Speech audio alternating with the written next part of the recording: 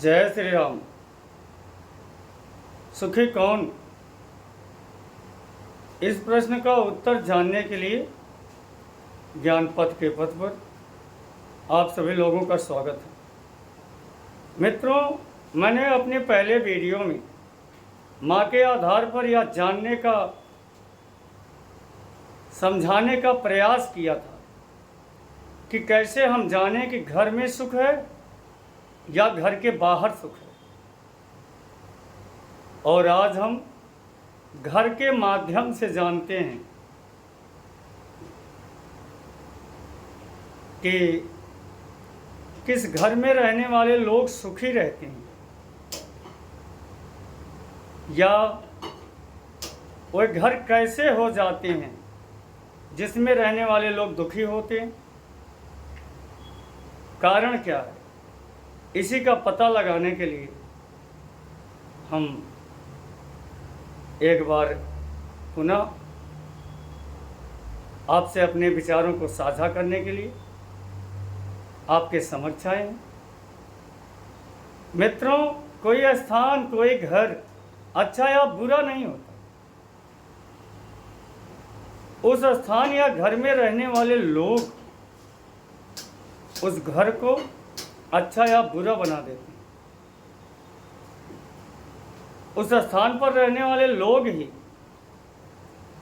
उस घर के सुख शांति का सृजन करते हैं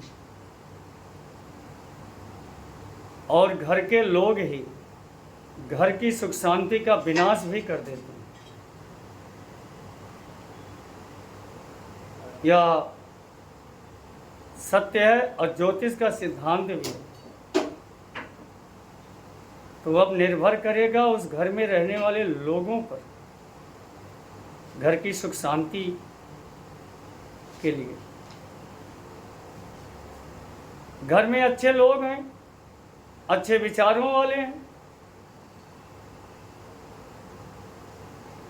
शिक्षित लोग हैं, एक दूसरे का सम्मान करने वाले लोग हैं, तब उस घर में सुख शांति रहेगी।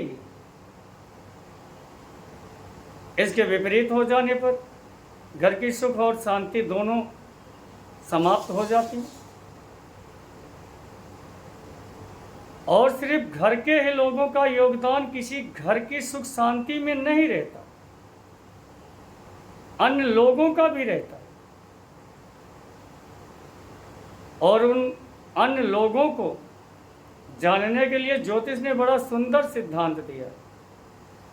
ज्योतिष का मत है, जिस भाव का आप विचार कर रहे हो, जैसे हम सुख भाव का विचार कर रहे हैं, सुख भाव ज्योतिष में चौथे स्थान को कहा जाता है।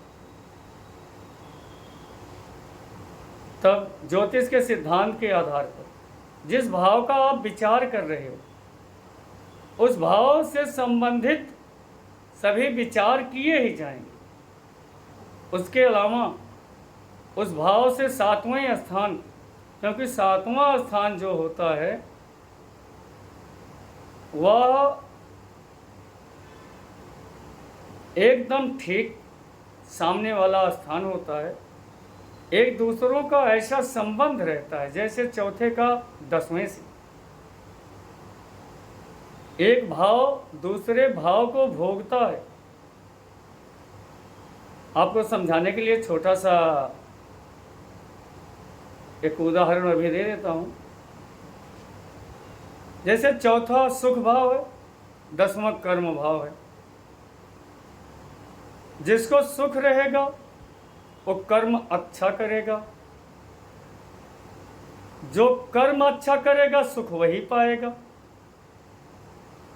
या जो सुखी है वो कर्म करता है, अच्छे से कर पाता है।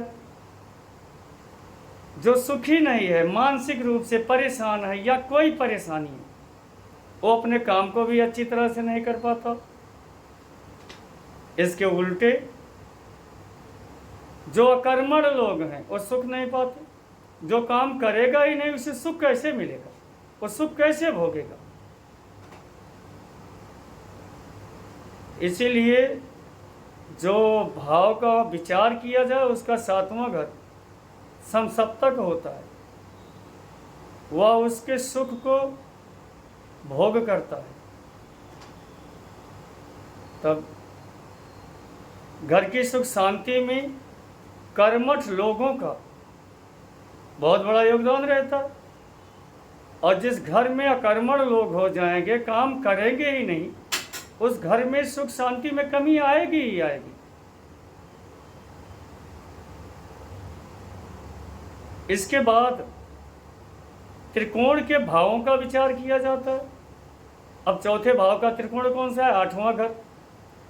आठवें घर में हम जा करके उसको पढ़ते हैं और विचार करते हैं।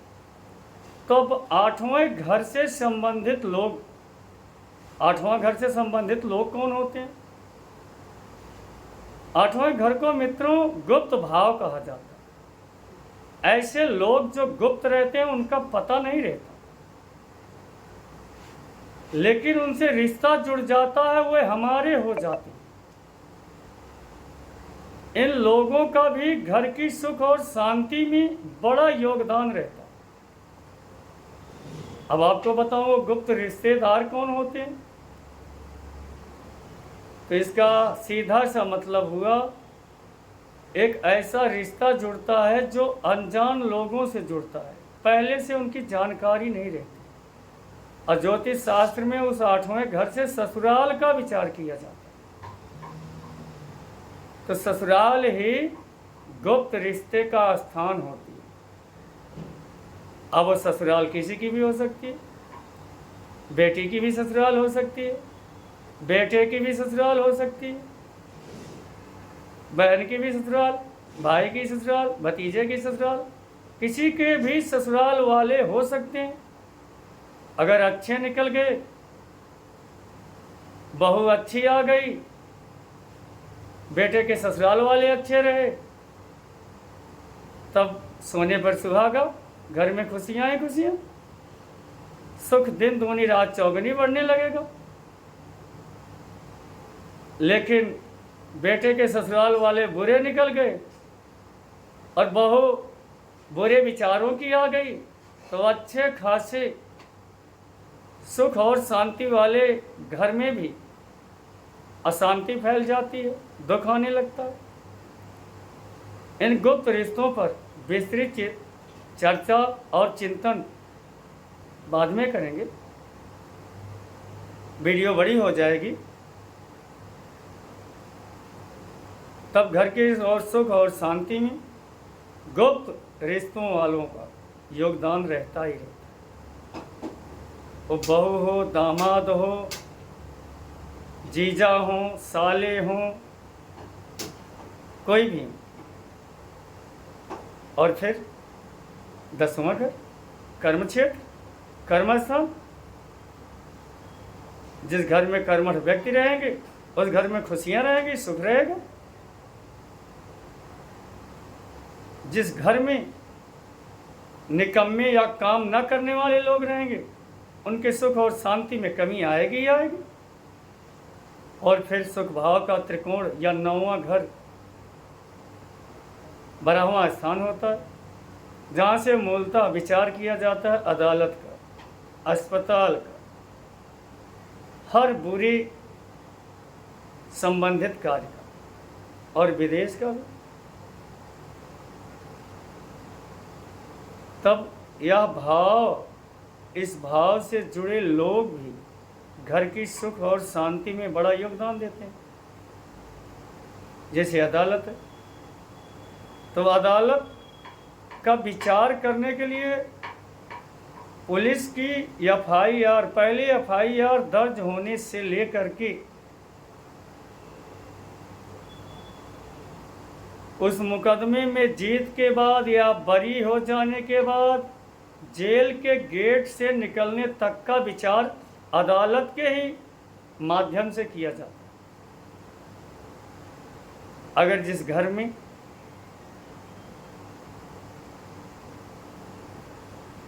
इस एफआईआर के लिखने से लेकर के जेल से बाहर निकालने वाले लोग हो जाए, कोई पुलिस हो जाए, कोई अपराधियों को पकड़ कर ले जाने वाले लोग हो जाए, वकील हो जाए, जज हो जाए, पेशकार हो जाए, आर्डर लिखने वाले लोग हो जाएं, जेलर हो जाए, जेल अभिरक्षा में लगे लोग हो जाएं, उस घर में सुख और शांति बढ़ेगी।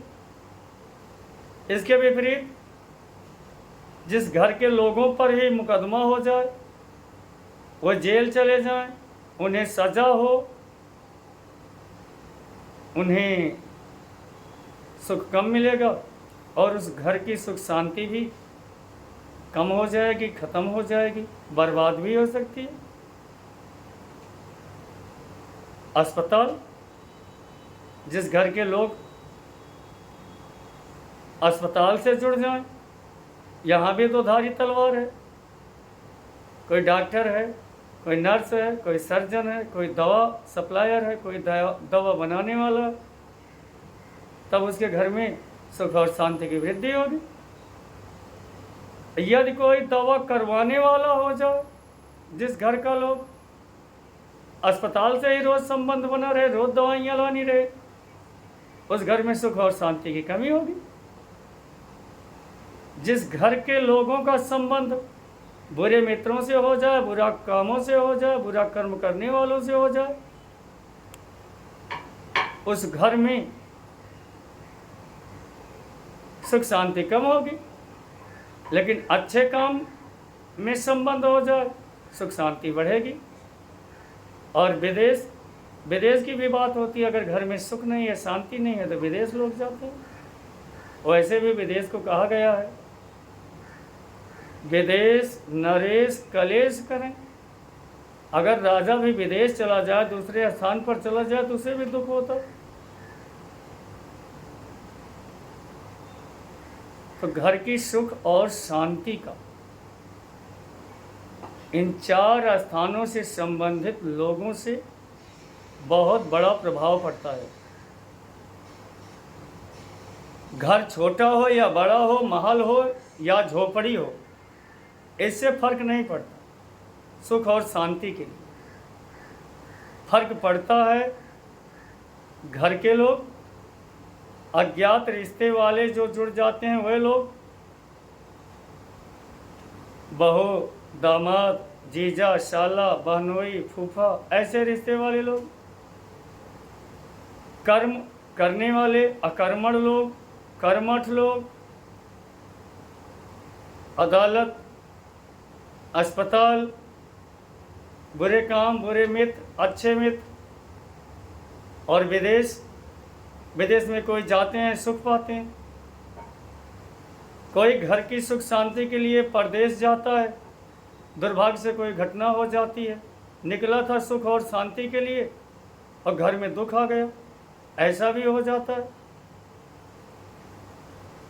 तब इस संपूर्ण चर्चा के लिए अगली वीडियो में एक एक करके पहले घर के लोगों का, फिर वे अज्ञात लोग जो रिश्ते में आते हैं, कर्म करने वाले कर्मठ लोग या कर्मण लोग, निकम्मे लोग, या 12वें घर से अदालत अस्पताल से संबंधित लोग, विदेश से संबंधित लोग, इन सब का घर की सुख शांति में क्या प्रभाव पड़ता है, इस पर विस्तृत चर्चा के लिए अगले वीडियो में फिर आप सबके पास आते हैं। अगर हमारी यह चर्चा, हमारे ये विचार ज्योतिष शास्त्र के मत के अनुसार से आपको अच्छे लगते हैं, तब हमारे इस वीडियो को लाइक करें, हमसे जुड़ें, इस चैनल को सब्सक्राइब करें, अपने विचार दें। इन्हीं कामनाओं के साथ जय श्री राम।